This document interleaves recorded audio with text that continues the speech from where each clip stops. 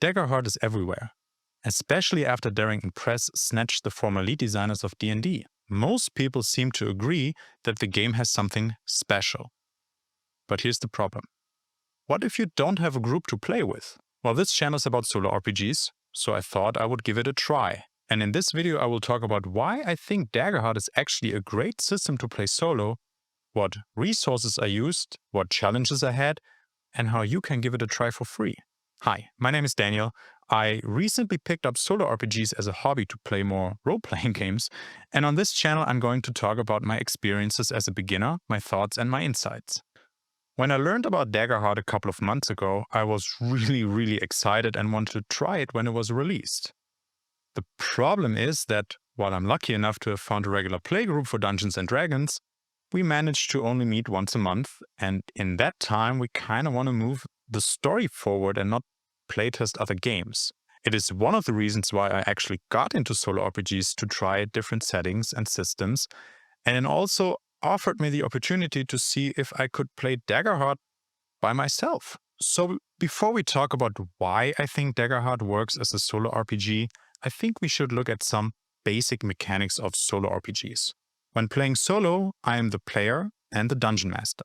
That means I create a scene and then, according to my character's motivation, I make certain actions and roll dice like in any other game. Usually you would have a game master to decide if something's possible, for example if an NPC knows something or if you find anything worthwhile while looting the dungeon. But in solo play, most people use something called an oracle to answer these closed yes and no questions. There are different variations, but most offer a simple yes and no answer and some sort of complication in form of a twist. For example, do I find any weapon looking through this room? Yes, but it is broken and needs to be fixed before you can use it. For situations when you need inspiration, there are things called random tables or prompts to move the story forward. The main idea is to have some surprising elements that you can use to create your own narrative. Daggerheart actually has a lot of elements that seem to work really well with these systems. So let's have a look at the mechanics of Daggerheart to see why I think that way. Imagine you create a character. Maybe it's a concept you've been thinking about for a while, or maybe it's something you came up with on the spot. Either way, you probably want your character to feel unique. In most games, the system doesn't really support that. Take D&D, for example. Your character might be proficient at athletics, but so might be the next character. Daggerheart uses experiences instead. In Age of Umbra, Sam Riegel's character, for example, is well-traveled, so he gets advantage when trying to find a path somewhere.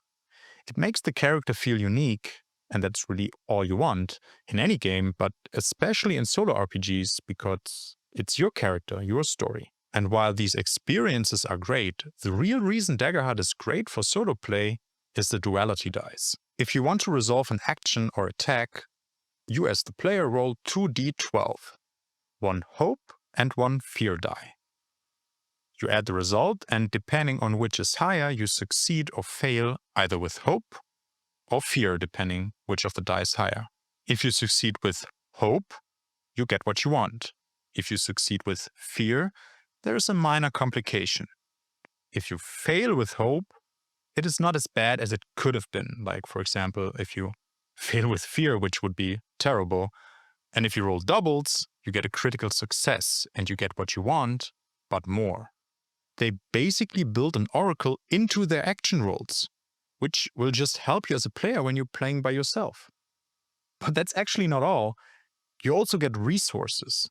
If you roll with fear, the GM gets a fear that they can then use on actions to make life more complicated for the players.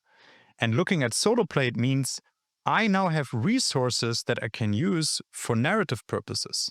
I think that will make certain decisions on when to introduce conflict and how much so much easier. It's really something I struggle with, because now I have it as a resource and I don't have to think about it too much. Now, everything I said just sounds really positive, but how does it actually hold up in practice? Honestly, I think it mostly does. Playing the game with the duality dice played exactly as I thought. It made my job as the GM a lot easier, but I did encounter some balancing issues. I downloaded the Quick Start Adventure on the Darrington Press website together with a system reference document, and I almost died at the first encounter despite reducing the number of enemies. That's just what happens when you roll a lot of fear and fail a lot. It still worked, so I doubt that is something that can be solved by a few homebrew rules or just giving your character more HP or armor slot. Alternatively, you could give your character the ability to heal using your hope resource, but after just one quick start adventure, I can't really tell. I think you would need more experience. The only downside I really see is that Daggerheart is obviously designed for group play in mind.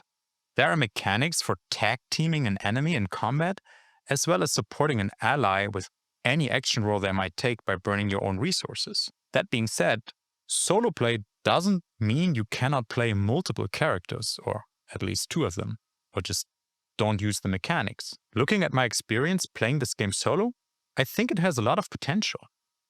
Unfortunately, I don't own the core rulebook. It would be really cool to see what the setting and environments have to offer. I can see that working really well in solo play, at least as far as I understand how they work. If you want to try Daggerheart for free, we can download the Quick Start Adventure with the link in the description. And if you do choose to run your own solo adventure with Daggerheart, you probably want to create a character that feels like they belong in that world. You can check out my video here where I talk about how to create meaningful characters in solo play. See you next time.